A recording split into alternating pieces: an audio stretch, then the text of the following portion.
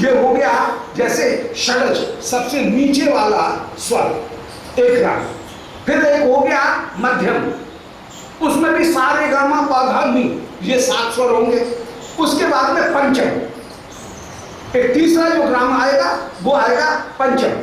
तो इस प्रकार 22 श्रुति वो होंगी कहीं षडज की, 22 होंगी मध्यम की, और 22 होंगी वो होंगी कहीं पंचम की। इस प्रकार हम 22 श्रुतियों का प्रयोग कर सकते हैं।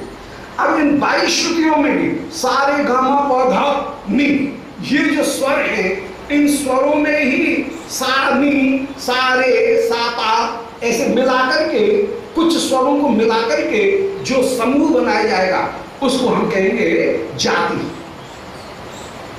जातयः राग मातरः, जो राग की माता है उनका नाम है जाति। और उन जातियों को भी जब, अब मैं तो संगीत नहीं जानता हूं, परंतु वो बच्चे को सबसे पहले जैसे सुनाते हैं और उसको याद कर, सारे गा रे गा मा पा गा मा पा पा धा नी, ये जो जाति है उन जातियों का उसको अभ्यास कराया जाता है। सा सा रे रे गा गा ऐसे कहकर कि जो जाति है उन जातियों का उसे अभ्यास कराया जाता है। इन जातियों से ही राग बने, कि ये केदार राग बना, ये सारंग राग बना।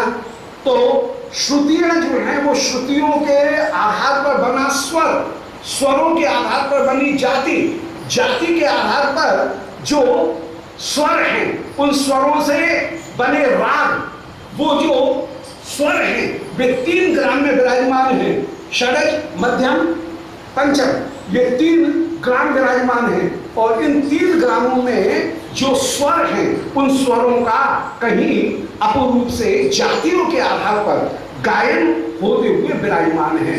तो वेणुमा, अब श्री श्याम सुंदर की एक विशेषता यह है कि सामान्य व्यक्ति को 66 श्रुतियों को पार नहीं कर पाता है, परंतु श्री ब्रजगोपिकागण उनकी स्थिति यह है कि वे 66 क्या, वे तो 600 श्रुतियों का भी एक साथ गायन कर लेंगे और उनका स्वर फटेगा नहीं और स्वर सुनाई देता रहेगा।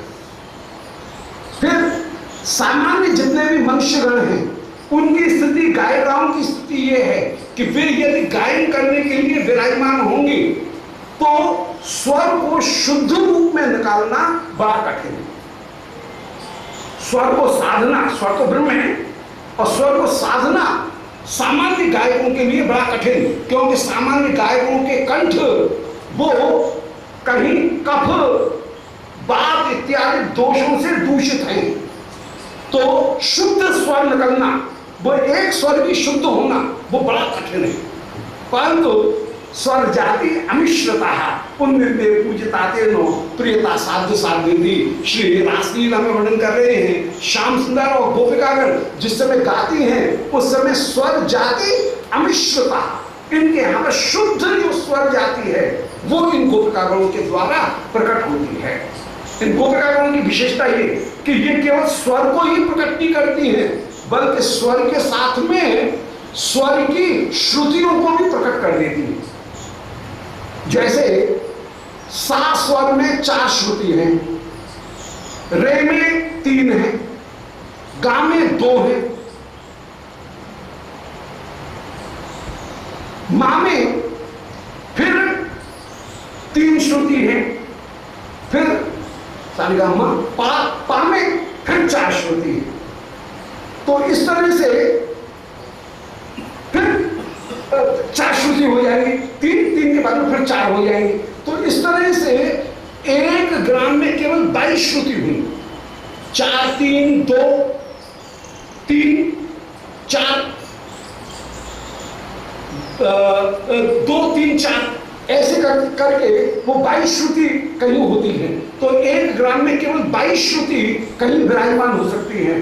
परंतु श्री श्याम सुंदर जब गायन कर रहे हैं तो यहाँ पर 22 श्रुतियों को भी कहीं खोल करके अलग अलग एक श्रुति का गायन करके भी श्याम सुंदर की वेणु दिखा सकती है। ये विशेषता किसी गायक से एक हो कि अच्छा 7 स्वर का तुम गायन कर रहे हो, षडज का गायन कर रहे हो, तो उस षड स्वर की 4 श्रुतियों को अलग अलग दिखाओ तो नहीं दिखा सकता। स्वर का तो शुद्ध उच्चारण कर देगा, सा का यदि उसने अभ्यास किया है, साधा है, तो सा स्वर का ठीक उच्चारण, अमिश्रित उच्चारण हो जाएगा। परंतु उसी में कहा जाए अच्छा सा की 4 श्रुतियों को अलग अलग दिखाओ तो नहीं दिखा सकता। परंतु श्री प्रियागण उनकी विशेषता यह है कि वे स्वरों के भीतर जो श्रुतियां हैं उन श्रुतियों को भी अलग अलग दिखा सकती हैं। रे की 3 श्रुति हैं, तीनों श्रुतियों का भेद दिखा सकती हैं। ये पहली श्रुति है, दूसरी है, तीसरी, इसको दिखा सकती है। श्री श्यामसुंदर की बेरू में ये विषय। अतः स्वर जाति अमिश्रता, अमिश्रित होकर के स्वर जातियों को दिखा देना, दूसरे का मिश्रण न हो ऐसा दिखा देना बड़ा। तो वेणुना स्वर गणा कृता, श्यामसुंदर ने वेणु के द्वारा स्वर बनाए। सह ग्राम जाति भी, उसमें ग्राम भी विराजमान है और जातियां भी विराजमान है। क्या करें उलझ के ग्राम और जाति ये मूल में आए, इसलिए थोड़ा सा जितनी सी अटल है उतनी बता दी। तो ग्राम जाति भी, ग्राम जाति इनसे युक्त होकर के अनेक मूर्छता। श्री श्यामसुंदर जिस समय गायन करते हुए चले जा रहे हैं उस समय अनेक मूर्छता, जो मूर्छना प्रकट हो रही है। मूर्छना किसको कहते हैं? जैसे किसने सा गाया, सा के बाद में सारे, तो सा के बाद में रे के बीच में जो गैप आया उसका नाम है मूर्छना। रे का उच्चारण अभी हुआ नहीं है, सा का उच्चारण पूर्ण हो गया, परंतु उसकी जो धुन, जो तरंगे निकल रही है वो तरंगे मूर्छना है। उन तरंगों को मूर्छना कहेंगे। एक स्वर का उच्चारण समाप्त हो गया, दूसरा स्वर का उच्चारण किया नहीं है, परंतु उसकी जो तरंगे निकलती रहेंगी उनका नाम मूर्छना। और उस मूर्छना की स्थिति में भी श्री स्वर वह शुद्ध होकर के बना रहा है। तो मूर्छता, मूर्छता यद भवन स्वरंगना, उस समय उनकी मूर्छनाओं को श्रवण करके देवताओं की जो अंगना है वे अंगना भी मूर्छित हो जाती हैं। अब देव जाति वो संगीत में बड़ी कुशल है और जिसके कान में संगीत बसा हो उसकी एक विशेषता रहती है कि कहीं संगीत बढ़िया घबरा हो तो वो चलते चलते रुक जाएगा। तो देवांगनागण उस समय आकाश में विचरण कर रही थी। श्यामसुंदर ने कोई नया राग गाया, देवांगना आश्चर्य में पड़ गई, बोले अरे ये कौन सा राग है? तो उन्होंने विमान को रोक लिया। अब विमान को रोक करके विचार कर रही है ये कौन सा राग है, बड़ा सुंदर राग, हमने जो राग सीखे उनमें तो ये राग है नहीं। हाँ ये पता लग रहा है कि ये आसावरी ठाट का राग है, कि ये मल्हार ठाट का राग है, कि ये जो किसी काफी ठाट उसका राग है या सारंग ठाट का राग है, ये तो पता लग रहा है। परंतु सारंग राग में भी कौन सा सारंग है, वृंदावनी सारंग है, शुद्ध सारंग है, कौन सा सारंग है ये पता नहीं लग रहा है।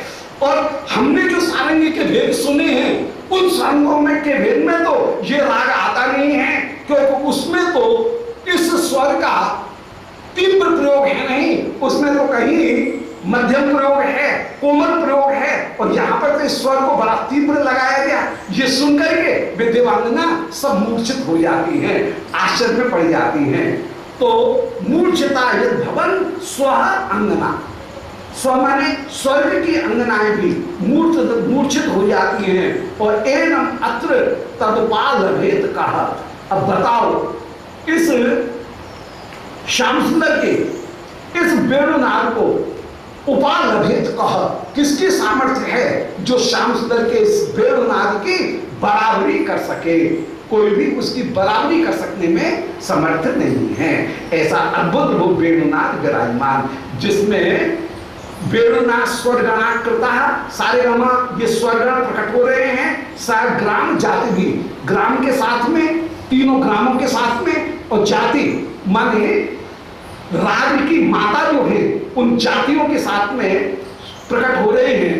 अनेक मूर्छता, और उनमें जो अपूर्व मूर्छना प्रकट हो रही है उस मूर्छना को प्राप्त करके मूर्छता यद अहमन स्वरांगना, संगीत प्रिय देवताओं की जाति मूर्छित होकर के गिर जाती है, मूर्छित हो जाती है। और एनम अत्र तद उपालभित कहा, अब बताओ उन देवांगनाओं को कौन उपालंब देगा, अर्थात कोई भी उपालंब नहीं दे सकता है। वस्तु ऐसी है कि वो मूर्छित तो करेगी ही। इसलिए श्याम सुंदर की वंशी अद्भुत होकर के विराजमान। बोलो मूर्ति मनोहर श्याम सुंदर की जय, उनके विनोद बिहार की जय। निताय गौर हरि गोविंद जय जय गोपाल जय।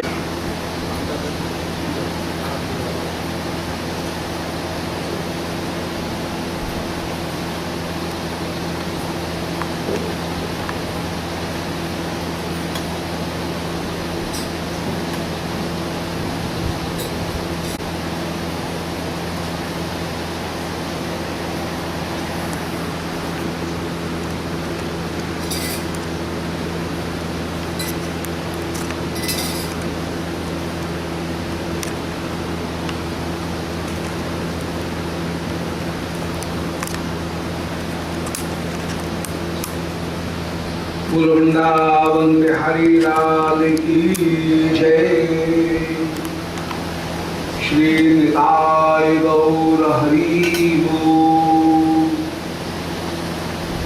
श्री गोविंद जय जय गोपाल जय जय गोविंद जय जय गोपाल जय जय राधा रमण हरि गोविंद जय जय राधा रमण हरि गोविंद जय गोविंद जय जय गोपाल जय जय गोविंद जय जय गोपाल जय जय राधा रमण हरि गोविंद जय जय राधा रमण हरि गोविंद जय जय गोविंद जय जय गोपाल जय जय गोविंद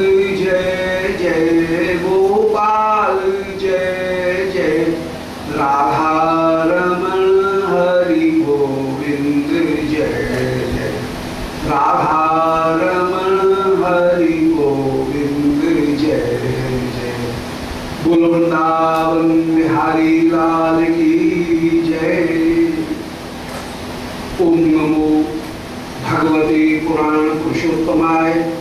ओम जयति पराशर सूनु सत्यवती हृदय नंदनो व्यासो यस्यास्य कमलगल्तम वाग्मय ममृतम जगत्पेवती विश्वसर्गसर्गादि नवलक्षण लक्षितम श्रीकृष्णाख्यम परम धाम जगद्धाम नमामि तत्।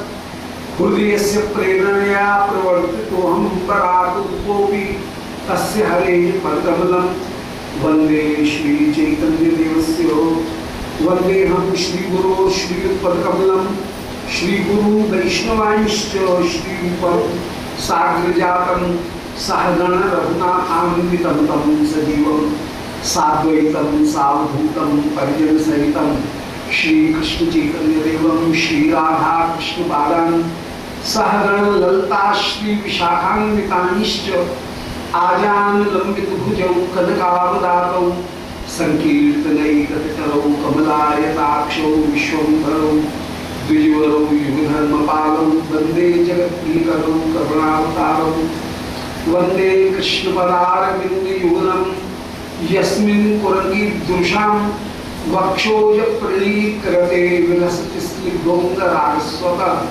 काश्मीरं कलशोणिमोपरितले कस्तूरिकां नीलिमा श्रीखण्डं नखचन्द्रकान्तिलहरी निर्व्याजमातन्वते नारायणं नमस्कृत्य नरं चैव नरोत्तमं देवीं सरस्वतीं व्यासं ततो जयमुदीरयेत्।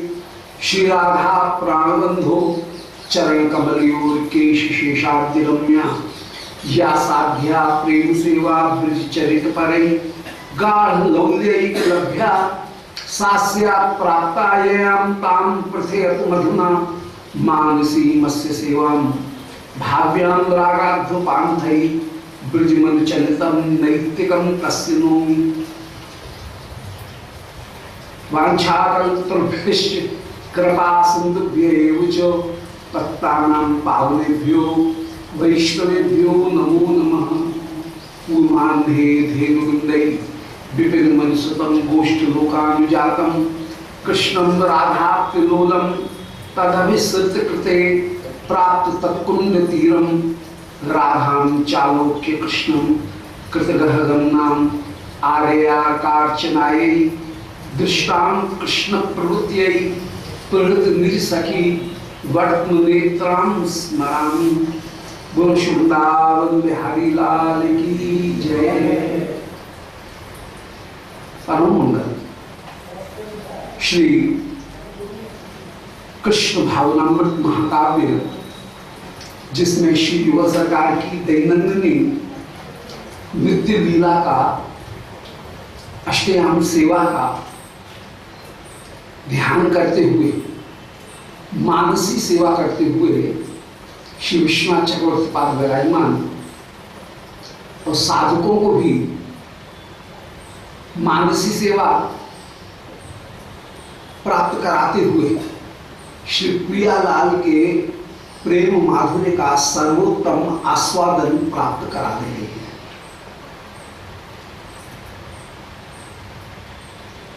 साधक को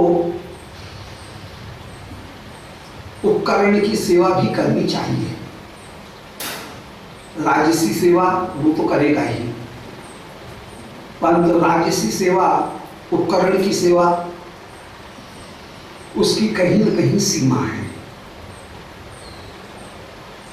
माने देश काल की परिस्थिति के अनुसार ही श्री स्वरूप की उपकरणों के द्वारा एक साधक सेवा कर सकता है। इसलिए रसिकजनों की एक विशेष रूप से प्रवृत्ति रही कि उन्होंने कुछ समय जब तक न रहा तब तक उपकरण की सेवा की, परंतु जब उनको ऐसा लगने लगा कि उपकरण की सेवा करने में कहीं व्यवहार बीच में आ रहा है, उस स्थिति में वे संतगण सभी उपकरण की सेवा का त्याग करके मानसी उपकरणों की सेवा करते हुए विराजमान हुए। चाहे राजा भरत हो, चाहे ध्रुव जी हो, चाहे प्रहलादादिक हो, चाहे श्री रूप सनातन रघुनाथ दास गोस्वामीपाद हो, स्वरूपों को प्रकट भी किया, परंतु स्वरूपों को प्रकट करने के बाद में भी उन स्वरूप की सेवा वे कुछ समय करते रहे, परंतु बाद में सेवा का जो भार है वो भार उन्होंने कहीं किसी दूसरे को सौंपा। सदगृहस्थ उनको सेवा का भार सौंपा और सेवा का भार सौंप करके फिर मानसी सेवा करने में विराजमान हुए। सेवा समाप्त हो गई, वो सेवा छोड़ दी हो सो बात नहीं, परंतु उपकरण की सेवा करने में देश काल और व्यवहार ये तीनों के तीनों कहीं न कहीं बंधन के रूप में या सीमा के रूप में जरूर है। ऐसी स्थिति में उन्होंने गोविंद जी को श्री रूप गोस्वामी जी ने प्रकट किया, परंतु सेवा का भार कहीं शिष्यों को प्रदान किया और स्वयं कोई सेवा कम हो गई सो बात नहीं है।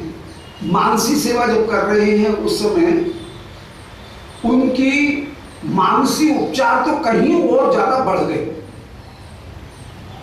यदि हम ठाकुर की उपकरण के द्वारा सेवा करेंगे तो अपनी सामाजिक स्थिति के अनुरूप ठाकुर जी को जैसे भी है छोटे मोटे श्रृंगार उनसे सजा देंगे, धनवान हुए तो हीरा बन्ना भी ले आएंगे, परंतु यदि मानसी सेवा करते हुए विराजमान है तो वहां पर तो कौस्तुभ मणियों से ठाकुर का स्नान श्रृंगार करेंगे। तो यथावस्थित जो उपकरण की सेवा है वो कितनी हो सकती है? उपकरण की सेवा होगी जितनी जिसका वित्ता है उतना वो उपकरण की सेवा करते हुए विराजमान होगा। परंतु मानसी सेवा जो है, मानसी सेवा में तो कोई सीमा है ही नहीं।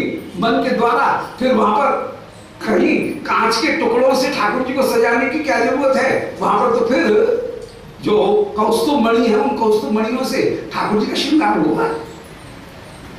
तो सेवा कम होती हो सो बात नहीं है, परंतु उपकरण की सेवा में कहीं देश की सीमा है, काल की सीमा है, अपने अधिकार की सीमा है। साथ के साथ में उपकरण करने पर, ठाकुर का वैभव बढ़ने पर कहीं न कहीं व्यवहार भी घेरेगा।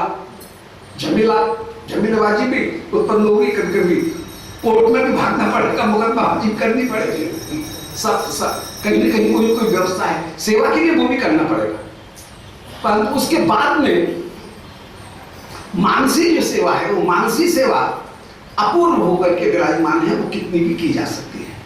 तो उस मानसी सेवा को भी किया जा सके, इसके लिए कृष्ण भावनामृत जैसे ग्रंथों की अतिशय अनिवार्यता है, आवश्यकता है, जिससे कि स्वरूप सेवा जो उपकरण की सेवा है वह मन की सेवा में पहुंच जाए, और मन की सेवा के साथ में उपकरण की सेवा भी उन्हीं भावों को लेकर के कहीं आगे बढ़ती हुई विराजमान है। श्री श्याम सुंदर पूर्वाह्न लीला में, पूर्वाह्न काल के समय समाप्ति पर, उस समय गैया चराने के लिए पधारे हैं, और आपने प्रिया गणों को मैं वृंदावन में आ गया हूं, तुम भी जल्दी से आओ, ये कहने के लिए आपने वंशी बजाई। यद्यपि श्री रूप मंजरी जी के द्वारा आपने संदेश भिजवा दिया, श्री रूप मंजरी से यह भी कह दिया मधुमंगल ने कि जल्दी से चंपक माला श्री श्याम सुंदर के कंठ की शोभा बने, उस माला को भिजवाओ। तत्वतः माला भिजवाने की बात नहीं कही थी, श्री मधुमंगल ने श्री रूप मंजरी के द्वारा यही प्रार्थना की है कि हे श्री स्वामी, आप ही श्याम सुंदर के कंठ की चंपक माला बनकर के विराजमान, ये संदेश भिजवा दिया था। फिर भी अपनी निशिष्टार्थाद्भूति श्री वेणु को श्री श्याम सुंदर ने बजाया। अब श्याम सुंदर ने जैसे ही वेणु बजाई, उस समय सारा ब्रज जितना भी वो अपूर्व जो सम्मोहिनी वंशी है, उस सम्मोहिनी वंशी ने सबको विमोहित कर लिया, और उस सम्मोहिनी वंशी के वेणुनाद को प्रस्तुत करते हुए श्री कवि विश्वनाथ चक्रवर्ती पाद निरूपण कर रहे हैं, उसी रूप माधुरी का वर्णन कर रहे हैं कि वेणु का वह शब्द कंठ का से उत्पन्न होने वाला शब्द नहीं है, कि मूलाधार से उठी हुई कोई वाणी, वह परावाणी पश्यंती मध्यमा होकर के वैखरी बन करके कभी बाहर प्रकट हो रही हो, और वह कंठ तालव्य ओष्ठ दंत मूर्धन्य विभिन्न स्वरों के रूप में, विभिन्न ध्वनियों के रूप में वह परिणत हो रही हो, ऐसा नहीं है, बल्कि वो वंशी ऐसी है जो कि श्याम सुंदर की इच्छा को देख करके अपने आप भी बज उठती है। श्याम सुंदर बजाने वाले हों तभी बजेगी, ऐसा नहीं है। जो अपनी श्याम सुंदर की इच्छा को देख करके निशिष्ट आधारभूति के रूप में वह स्वयं भी उठ करके विराजमान हो जाती है, स्वयं भी बज उठती है। श्री श्याम सुंदर जिस समय वंशी बजा रहे हैं, उस समय उस वंशी के द्वारा जितने भी ग्राम, जितने भी स्वर, वे सब प्रकट हो रहे हैं। वो प्रसंग कल थोड़ा सा निरूपण कराए थे। अपनी जो मूर्छना है, वो मूर्छना कहीं सामने प्रकट हो रही है। गैयाएं भी हम्बा हम्बा ध्वनि कह करके प्राकृत भाषा में, अपभ्रंश भाषा में कहीं श्याम सुंदर की वंशी का उत्तर देती हुई विराजमान हो रही है। वंशी के द्वारा जितने भी स्वरगण हैं, सारे गमा अधनी, ये सातों जो स्वर षडज, रेवत, मध्यम, पंचम, निषाद, ये जितने भी स्वर हैं सातों स्वर, वे सातों स्वर अपने पूर्ण श्रुतियों के साथ में, केवल 66 श्रुतियों के साथ में नहीं, संपूर्ण श्रुतियों के साथ में प्रकट हो रहे। अब पर्वतोपल बड़ा अपि द्रवम,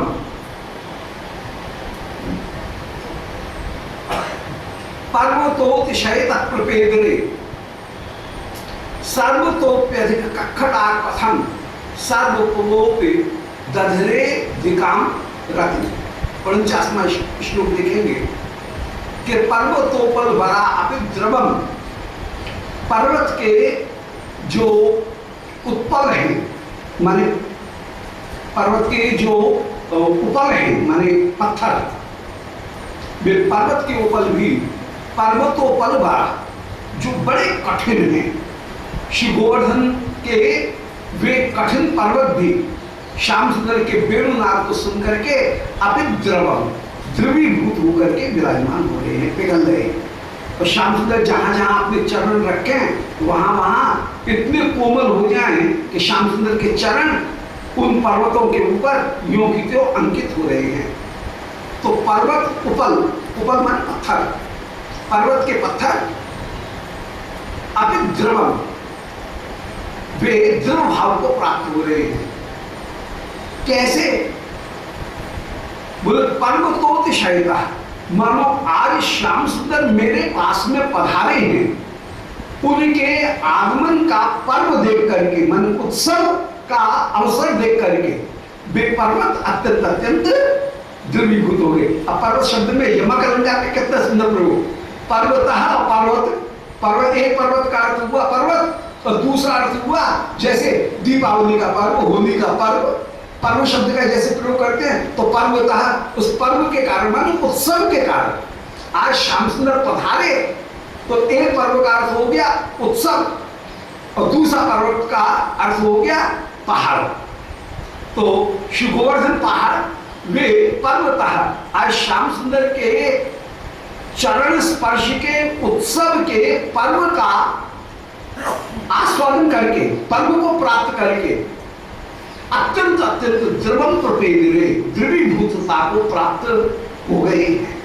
तो पर्वतोपल, पर्वतोपल बड़ा अपि द्रवम पर्वतोतिशयता प्रपेदरे, आनंद की अक्षयता के कारण पर्वत के श्रेष्ठ पत्थर वे भी अतिशयता द्रवम प्रपेदरे, अतिशयता द्रव रूपता को प्राप्त हो गए हैं। कहीं कहीं तो सर्वतोप्यधिक कक्खटा कथम सर्वतोपि दधरे दिकाम रति, कहा जाता है, बोलने में आता है, अरे तेरा हृदय है कि पत्थर है। निर्दय व्यक्ति के लिए पत्थर शब्द का प्रयोग किया जाता है, परंतु यहाँ पर उल्टी बात हो रही है। जिसको पत्थर कहा जाता है वो सबसे ज्यादा कोमल होकर के विराजमान। बोलो गिरिराज महाराज की जय। श्री गिरिराज जितने कोमल हैं, इतने कोमल और कोई हो ही नहीं सकता। कहा जाता है किसी को टोकने के लिए, किसी की निंदा करने के लिए कि अरे वो तो पत्थर है, पत्थर दिल है, परंतु यहाँ पर जैसे श्री गोवर्धन सेवा कर रहे हैं वैसी सेवा कोई और दूसरा नहीं कर रहा है। श्री श्रीमद् भागवत में गोपिकागण श्री गोवर्धन की महिमा का वर्णन करते हुए कह रही है, हंताय मद्र मबला हरिदास वर्य यद राम कृष्ण चरण स्पर्श प्रमोदा पानी यसु यवस कंदर कंद मुगले। जो आहा श्री हंताय मद्र मल्ला, हा अंत, अंत शब्द में हाय, ये गोवर्धन कैसे परम भाग्यशाली हैं, हम इनके समान भाग्यशाली नहीं हैं। अयम अद्र मबला, अबला कहकर के हम अबला हैं, श्री गोवर्धन ही सबल होकर के विराजमान है। हंताय मद्र मबला हरिदास वर्य, श्री गोवर्धन हरिदास वर्य भक्तों में सबसे ज्यादा श्रेष्ठ होकर के श्री गोवर्धन विराजमान है। श्रीमद् भागवत में हरिदास शब्द का प्रयोग 3 व्यक्तियों के लिए हुआ। उद्धव के लिए हरिदास शब्द का प्रयोग हुआ है, जहां एकादश स्कंद में ठाकुर जी ने इनको उपदेश प्रदान किया, उस समय श्री उद्धव भगवान की पादुका को अपने मस्तक के ऊपर धारण करके चले। उस समय कह रहे हैं कि हरिदास वर उस समय पधारे। तो उद्धव के लिए हरिदास शब्द का प्रयोग है। फिर दूसरे हरिदास शब्द का प्रयोग है, वो है श्री युधिष्ठिर के लिए, कि आज हरिदास युधिष्ठिर उनके राजस्व यज्ञ के वैभव का सब लोग गायन करते हुए विराजमान हुए। तो वहां पर युधिष्ठिर के लिए हरिदास शब्द का प्रयोग है। युधिष्ठिर जितना भी यज्ञ कर रहे हैं